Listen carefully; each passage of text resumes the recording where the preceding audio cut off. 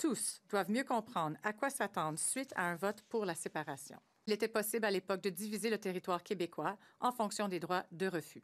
Cet extrait-là d'une conférence de presse du Parti canadien du Québec, un parti provincial qui n'a présentement aucun député à l'Assemblée nationale, invoque la théorie partitionniste. Parlons-en.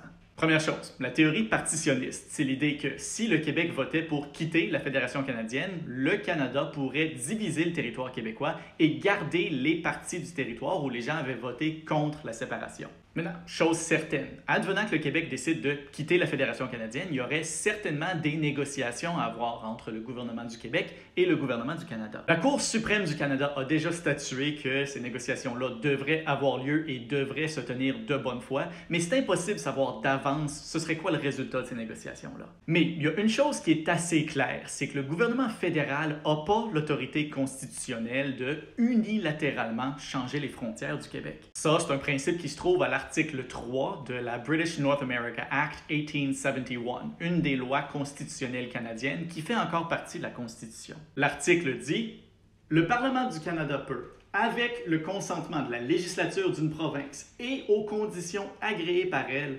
augmenter ou diminuer le territoire de la province ou, d'une façon générale, changer le tracé de ses frontières. » En d'autres mots, si le gouvernement fédéral veut changer les frontières du Québec, il doit avoir le consentement et la permission du gouvernement du Québec pour le faire. Maintenant, est-ce qu'un gouvernement québécois qui négocierait une hypothétique séparation du Québec serait prêt à accepter une division de son territoire comme ça? Qui sait, rendu là, c'est de la spéculation.